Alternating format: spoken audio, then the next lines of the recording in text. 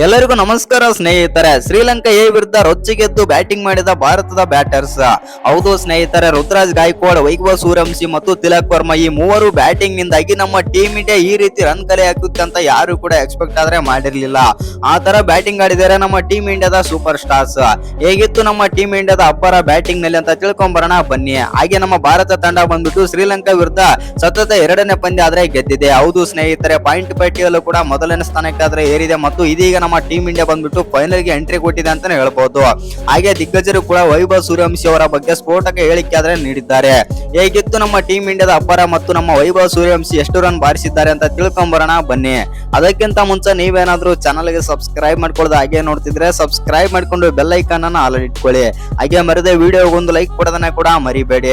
ಇನ್ನು Bharat A, Sri Lanka A ಮತ್ತು Afghanistan A ಈ ಮೂರು ತಂಡಗಳ ನಡುವೆ ಟ್ರೀ ಸೀರೀಸ್ ಆದ್ರೆ ಆಯೋಜಿಸಲಾಗಿದೆ ಅಂತ ಹೇಳ್ಬಹುದು ಐಸಿಸಿ ಕಡೆಯಿಂದ.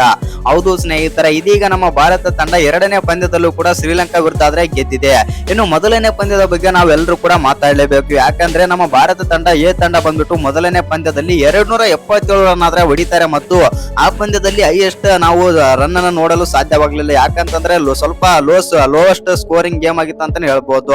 ಇನ್ನು ಆ ಪಂದ್ಯದಲ್ಲಿ ವೈಭವ್ ಸೂರ್ಯವಂಶಿ ಆದ್ರೆ ಆಡಿರ್ಲಿಲ್ಲ, ಪ್ರಭ್ಸಿಮ್ರನ್ ಸಿಂಗ್ ಕೂಡ ಆಡಿರ್ಲಿಲ್ಲ, ಮತ್ತೆ ಪ್ರಿಯಾನ್ ಸಾರಿಯನ್ನು ಕೂಡ ಕೈ ಕೊಟ್ಟಿದ್ರು. ಆದ್ರೆ ಋತುರಾಜ್ ಗಾಯಕ್ವಾಡ್ ನಾನಿದ್ದೀನಿ, ನಾನು ಮೇನ್ ಬ್ಯಾಟ್ಸ್ಮನ್ ಅಂತಂದು ಪ್ರೂವ್ ಮಾಡಿದ್ರ ಅಂತ ಹೇಳ್ಬಹುದು. ಆ ಪಂದ್ಯದಲ್ಲಿ ಋತುರಾಜ್ ಗಾಯಕ್ವಾಡ್ 101 ರನ್ ಆದ್ರೆ ಹೊಡಿತಾರೆ. ಅದರಲ್ಲಿ 6 4 3 6 88ರ ಸ್ಟ್ರೈಕ್ ರೇಟ್ ನಲ್ಲಿ ಬ್ಯಾಟಿಂಗ್ ಮಾಡ್ತಾರೆ ಋತುರಾಜ್ ಗಾಯಕ್ವಾಡ್. ಇನ್ನು ತಿಲಕ್ ವರ್ಮನು ಕೂಡ ಅದ್ಭುತವಾಗಿ ಬ್ಯಾಟಿಂಗ್ ಮಾಡ್ತಾರೆ ಅಂತ ಹೇಳ್ಬಹುದು. ಆ ಪಂದ್ಯದಲ್ಲಿ 60 ರನ್ ಆದ್ರೆ ಹೊಡಿತಾರೆ. ಒಟ್ಟಿನಲ್ಲಿ ನಮ್ಮ ಟೀಮ್ ಇಂಡಿಯಾ ಬಂದ್ಬಿಟ್ಟು ಮೊದಲು ಬ್ಯಾಟಿಂಗ್ ಮಾಡಿ 277 ರನ್ ಆದ್ರೆ ಹೊಡಿತಾರೆ, 6 ವಿಕೆಟ್ ಕಳ್ಕೊಂಡು ಆ ಪಂದ್ಯದಲ್ಲಿ. ಇನ್ನು 8 ರನ್ ನಿಂದ ಆದ್ರೆ ಗೆಲ್ಲುತ್ತೆ. ಅಂತೂ ಇಂತೂ ನಮ್ಮ ಟೀಮ್ ಇಂಡಿಯಾ ಬಂದ್ಬಿಟ್ಟು ಆ ಪಂದ್ಯದಲ್ಲಿ ಸೋಲುತ್ತೆ ಅಂತ ನಾವು ಅಂದುಕೊಂಡಿದ್ದೆವು. ಆದ್ರೆ ಅಂತೂ ಇಂತೂ ಗೆಲ್ತಾರೆ 8 ರನ್ ನಿಂದ. ಇನ್ನು ಆ ಪಂದ್ಯದಲ್ಲಿ ಗೆದ್ದಾದ ಬಳಿಕ ಎರಡನೇ ಪಂದ್ಯ ಅಂದ್ರೆ ಅಫ್ಘಾನಿಸ್ತಾನ ಎ ವಿರುದ್ಧ ನಮ್ಮ ಭಾರತ ತಂಡ ಸೋಲುತ್ತೆ ಅಂತ ಹೇಳ್ಬಹುದು. DLS ಮೆಥಡ್ ಪ್ರಕಾರ 4 ರನ್ ಗಳಿಂದ ಆದ್ರೆ ಸೋಲುತ್ತೆ.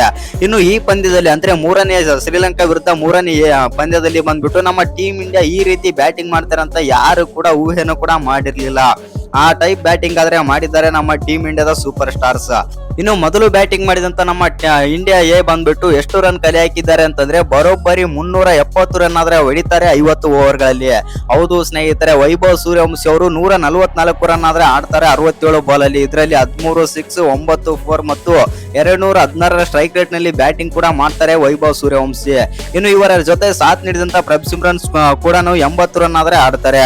ಆನಂತರ ಬಂದಂತ ಪ್ರಿಯಾನ್ ಸಾರೆ 60 ರನ್ ಆಡಿದ್ರೆ, ಇನ್ನು ಋತುರಾಜ್ ಗಾಯಕ್ವಾಡ್ ಮತ್ತು ತಿಲಕ್ ವರ್ಮಾ ತಮ್ಮ ಅನುಭವ ಆಟವನ್ನಾದ್ರೆ ತೋರಿಸುತ್ತಾರೆ. ಒಟ್ಟಿನಲ್ಲಿ ಹೇಳ್ಬೇಕಂತಂದ್ರೆ ನಮ್ಮ ಟೀಮ್ ಇಂಡಿಯಾ ಬಂದ್ಬಿಟ್ಟು 370 ರನ್ ಪ್ಲಸ್ ಆದ್ರೆ ಕಲೆ ಹಾಕುತ್ತಾರೆ 50 ಓವರ್ಗಳಲ್ಲಿ. ಇನ್ನು ಡಾಮಿನೇಷನ್ ಪ್ರದರ್ಶನ ಆದ್ರೆ ಕೊಡುತ್ತೆ ಶ್ರೀಲಂಕಾ ವಿರುದ್ಧ ನಮ್ಮ ಟೀಮ್ ಇಂಡಿಯಾ ಎ. ಒಟ್ಟಿನಲ್ಲಿ ಹೇಳ್ಬೇಕಂತಂದ್ರೆ ಈ ಪಂದ್ಯದಲ್ಲಿ ನಮ್ಮ ಟೀಮ್ ಇಂಡಿಯಾ ಆದ್ರೆ ಅದ್ಭುತವಾಗಿ ಆದ್ರೆ ಗೆದ್ದಿದೆ ಮತ್ತು ರೋಚಕ ಜಯ ಅಂತಾನೆ ಹೇಳ್ಬಹುದು. ಇನ್ನು ಈ ಗೆಲುವಿನೊಂದಿಗೆ ನಮ್ಮ ಟೀಮ್ ಇಂಡಿಯಾ ಬಂದ್ಬಿಟ್ಟು ಇದೀಗ ಪಾಯಿಂಟ್ ಪಟ್ಟಿಯಲ್ಲೂ ಕೂಡ ಮೊದಲನೇ ಸ್ಥಾನಕ್ಕೆ ಆದ್ರೆ ಏರಿದೆ. ಇನ್ನು ಇದೀಗ ನಮ್ಮ ಭಾರತ ತಂಡ ಬಂದ್ಬಿಟ್ಟು ಇದೀಗ ಕ್ರಿಕೆಟ್ ಅಂದ್ರೆ ಓಡಿ ಎ ತಂಡ ಆಗಿರ್ಬೋದು ಮತ್ತು ನಮ್ಮ ಭಾರತ ತಂಡದ ಬಿಗ್ ತಂಡ ಆಗಿರ್ಬೋದು, ಎರಡೂ ತಂಡಗಳು ಕೂಡ ಇದೀಗ ಅತ್ಯುತ್ತಮ ಫಾರ್ಮ್ ನಲ್ಲಿ ಆದ್ರೆ ಇದಿವೆ. ಆ ಕಾರಣದಿಂದಾಗಿ ನಮ್ಮ ಟೀಮ್ ಇಂಡಿಯಾ ಬಂದ್ಬಿಟ್ಟು ಇದೀಗ ಕ್ರಿಕೆಟ್ ನಲ್ಲಿ ಯಾಕೆ ರಾಜ ಅಂತಂದು ಮತ್ತೊಮ್ಮೆ ಆದ್ರೆ ಪ್ರೂವ್ ಮಾಡ್ತಾ ಇದ್ದಾರೆ.